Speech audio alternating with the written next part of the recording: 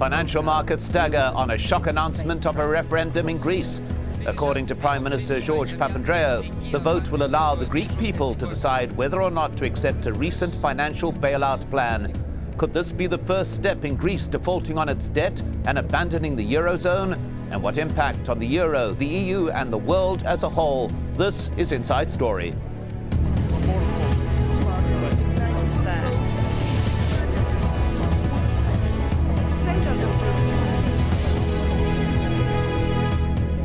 Hello and welcome to the programme. I'm Mike Hanna. Just days after the EU thought there'd be an agreement about another bailout plan for Greece, that country's Prime Minister dropped a bombshell. George Papandreou has announced a referendum on the issue, saying the Greek people must be given the opportunity to decide whether to accept the measures, effectively allowing the voting public to veto a plan that EU leaders thought had already been agreed to. Now a new uncertainty on Greece's position within the eurozone, and the real possibility in the case of a public rejection that Greece could default on its massive debts and, in an unprecedented scenario, drop its membership of the EU along with its financial obligations. This report from Barnaby Phillips. Oh no, here we go again. Just when you thought Europe might be getting on top of its debt crisis, think again. Stock markets are down. This is Frankfurt, but it's the same trend across Europe. The new fear was set off by the Greek Prime Minister George Papandreou's announcement that he would be holding a referendum on the bailout package. A surprise to his own party, his people, and to all of Europe. So why did George do it? There are several theories. Perhaps to assert his authority over his own socialist party, where many are unhappy with yet more austerity. Maybe he thinks a referendum will strengthen his bargaining position with Europe and the IMF in negotiations over spending cuts. He might be trying to ensure popular legitimacy for the years of austerity and pain which lie ahead for Greece. Or he could just be exhausted and fed up and looking for a way out. Only last week, Europe's leaders reached a grand deal on saving Greece and protecting the whole eurozone economy. A triumph, some said, for the German Chancellor Angela Merkel, but things don't look so good now. It's not clear what the Chinese will make of all this. Europe has gone there to ask for funding for its bailout, a defining moment in the shift of global power, but China is wary as long as Europe appears so confused. Now the mood in Athens is one of cynicism and despair. If this referendum takes place, there will be no good outcome. If we vote for the IMF, we're condemned. If we return to the drachma, we're again condemned. This referendum should have taken place before we went to the IMF. The opposition leader, Antonis Samaras, says Greece's membership of the EU is in peril. After meeting with the president, Mr. Samaras said a general election was a national necessity.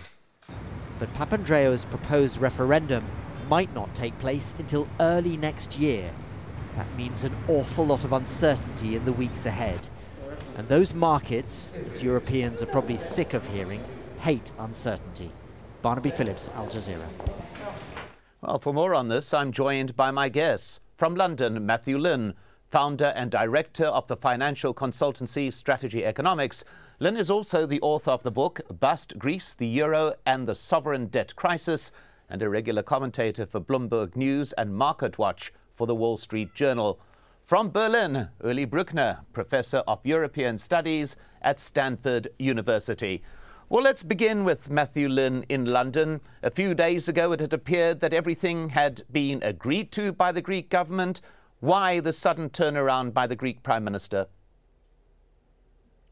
Well, he hasn't quite told us yet, and as your report was just saying, I mean, there's lots of speculation about why he's done this.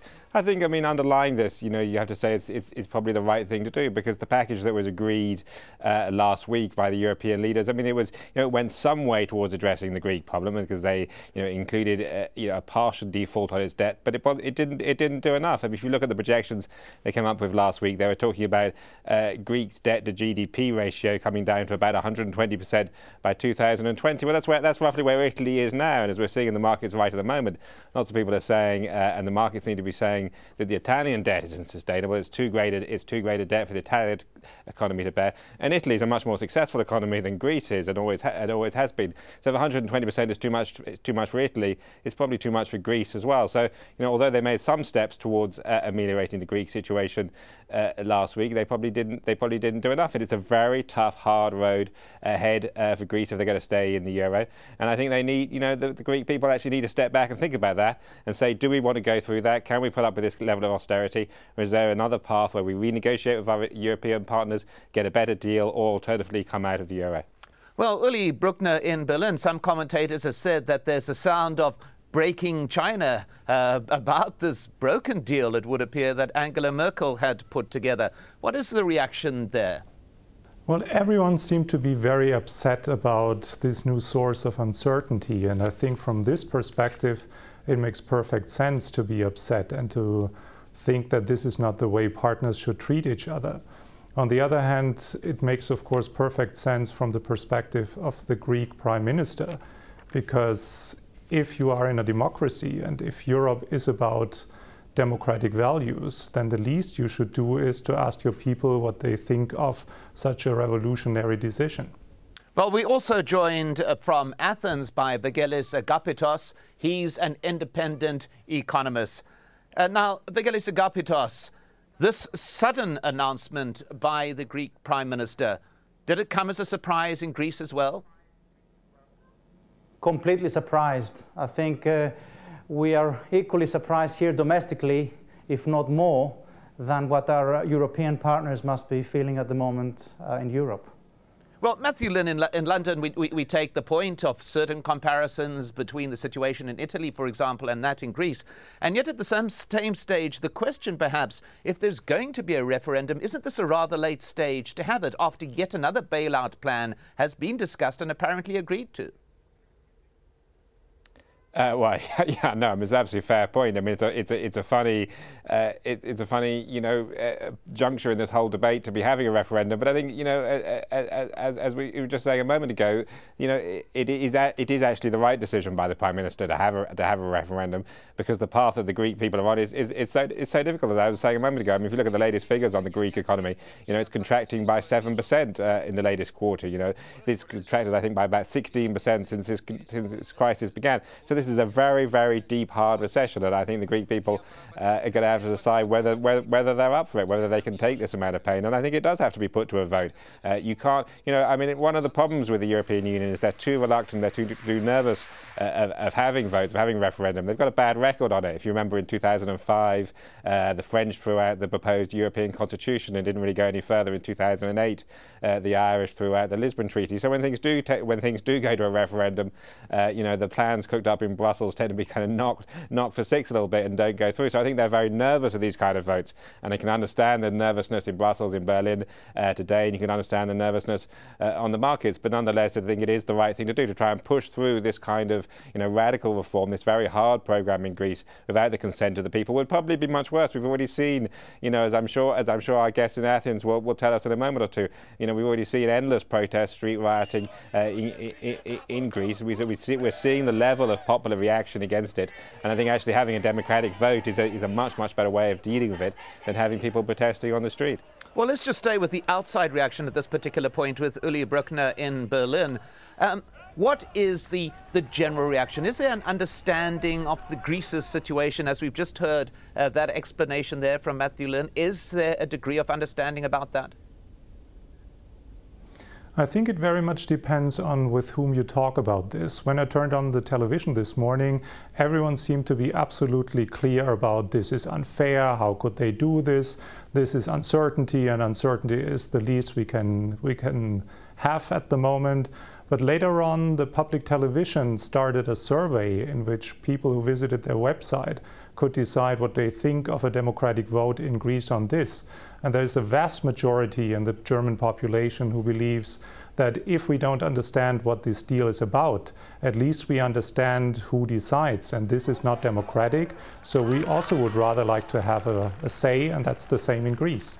Well, Vagelis Agapitos in Athens, How much of this decision was political by a prime minister who's got a very narrow majority in the parliament? How much of this was for purely political reasons rather than giving the Greek people a democratic say? Well, I think this is a very good question. I think the latest vote last week prior to the European summit, it was stated very clearly by his own political party MPs that this was the last time they were going to support the government. Now, it's very obvious that the decision on the haircut comes along with further tough measures, including much tighter control by effectively foreigners on the Greek sovereign affairs, which would have been a very tough thing for his own MPs to accept and vote unless they had the decision of the people. So the only justification for becoming, if you like, a modern-day Pontius Pilatus and leaving the people decide is that he wanted to take the pressure of his own MPs to ensure that whatever measures are being taken now, which will avoid the possibility of early general elections next year, and will effectively mean that the government will continue for the next 2 years to actually implement the tough measures that need to take place in order for the Greek economy to go back on track. Well, Matthew, Lynn, it is, many commentators believe, a massive gamble by the Prime Minister, knowing the possibility that he may get a rejection by the Greek people, which would in effect be a vote of no confidence in the measures that have been taken already. Yeah, I think that's true. I mean, I think in effect it's going to be, it's going to be a vote not actually on whether to accept the bailout that was agreed last week. It's going to be a vote on whether Greece stays in the euro. That's really what they're going to be issuing. One of the things that can be fascinating, I think, to watch in the next sort of 3 or 4 weeks, if the vote is in early January, as people seem to be speculating at the moment, is whether the rest of the countries in the EU can come up with a slightly better deal. I think they're going to be watching the polls very, very, very closely. We haven't had a poll since the decision was announced, but there was a poll, I believe, just a few days ago in Greece about the deal that was agreed last week, which I think showed 60% of people against it. So it's certainly going to be a very narrow vote. Now, I think if the polls show that the Greeks are minded to reject the deal in a referendum, then I think the partners in the EU may actually come up with a slightly better offer. Everything in life is a negotiation. They came up with a deal last week, but there's always a better deal somewhere. So they may be able to come up with a better deal for the Greeks if they think they're going to lose it. And if not, they're going to have to come up with a plan B. And the plan B, well, I think, if the vote is lost, if the deal is rejected, and there's no other deal on the table, I think the plan B would have to be that Greece at least temporarily suspends its membership of the euro, and they would need to start, actually putting some flesh on that idea and figuring out how that would work.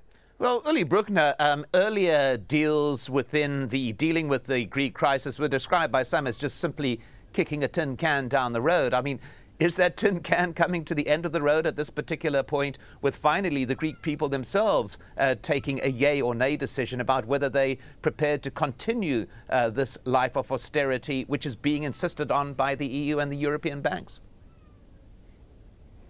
Well, I'm afraid we will continue with this and continue to kick the can.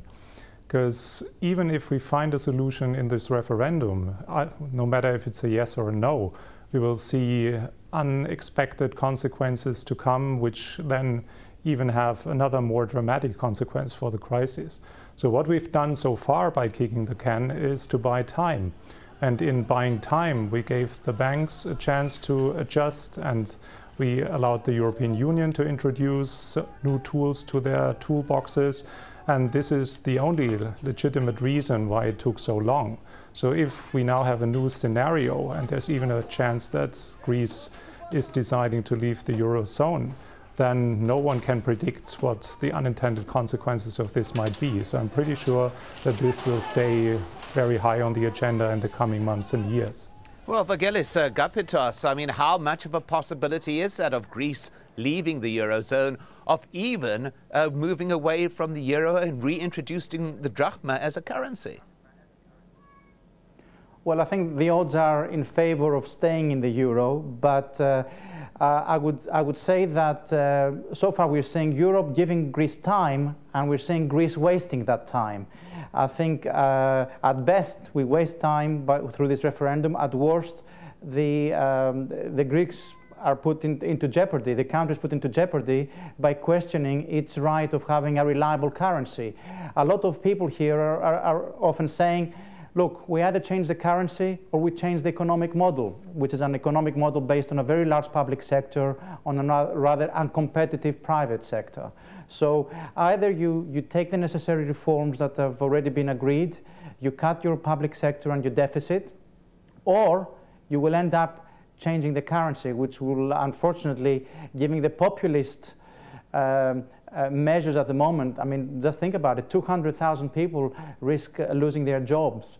Another 300,000 people are certainly seeing their salaries being cut. That's over 10% of the Greek employment population being affected. So there is a very, if you like, real probability of a popular vote being to the detriment of the country, and because people will not realize what this will mean until, you know, we enter on a course with no return, basically. Well, Matthew, you know, just to add, you know, somebody who's lost his job or he's seeing his salary being cut and he's being taxed all the time, it's very difficult to tell him, well, think of Europe, think of a reliable currency. He doesn't care. All he cares is, well, if there's a chance of me keeping my job or keeping my old salary, I'd rather be on the drachma rather than the euro. well, this brings us to that very important point, Matthew, Lynn, in London, and that is the very question of whether a public are in a position to make what are financial decisions. Does the public have the information to make what is a very vital decision about their own financial futures? Well, I think one of the fascinating things to watch in the next couple of months will be how the debate progresses in Greece and how it's presented. I think there'll be a huge fear factor coming out of the established mainstream parties. They'll be saying, if you vote against this rescue package, it's going to be a catastrophe. There'll be much worse things will happen. We'll have to pull out of the euro. The country will be bankrupt. They'll be in a very, very difficult situation. So there'll certainly be a lot of scaremongering going on. You may get warnings coming out of President Sarkozy and Chancellor Merkel in Germany about catastrophe for Greece if they vote against this bailout package. I suspect that may backfire. I mean, it might be better advice for the rest of Europe, European leaders to keep out of the debate, because I'm not sure the Greek people are going to react very well to that. But the debate may go in another direction. I mean, the debate actually may become a bit more honest. I mean, personally, I think that Greece would be better off coming out of the euro. I think the euro has been a catastrophe for Greece. It's been a catastrophe for the whole of Europe, and we're seeing this in this kind of perpetual crisis. So I do think that you may actually, hopefully, what will happen is you get a more grown-up debate in Athens and the rest of Greece, where people actually think seriously that there is an alternative. There's always an alternative in every in every economic debate. There's always other things you could be doing. And there's certainly a possibility, which needn't be too scary. Other countries have defaulted on their debts. Other countries have introduced new currencies, sometimes in emergency situations. And so long as you do it in a rational way, so long as you do it in a planned way, and everybody's on the same team and works together, there's absolutely no reason why the Greeks can't come through that. So I hope that they have a fairly mature debate, and then they decide what to do going forward, because it would say, what the worst thing for Europe and the worst thing for Greece is this kind of permanent crisis mode, because that doesn't do anyone any good. Well, Uli Brueckner in Berlin, how seriously would that be viewed by the eurozone partners? Greece deciding, we're out of here. Well, it really depends on the yardstick. And if you just look at it in terms of, is it another source of risk and does it destabilize our financial markets, then everyone will agree that this is a very bad situation. On the other hand, your question about the technocratic background of people, or the knowledge of people about, do they know what financial markets are about or what this package has as a consequence? Trust in people. People know what is important for them, and in such a question like, are we committed to be part of the eurozone, or do we rather run our own show? I'm sure that people have a very clear position on that, and that is in a way what the value of the European Union is about, that we represent democratic standards and not only the stability of financial markets.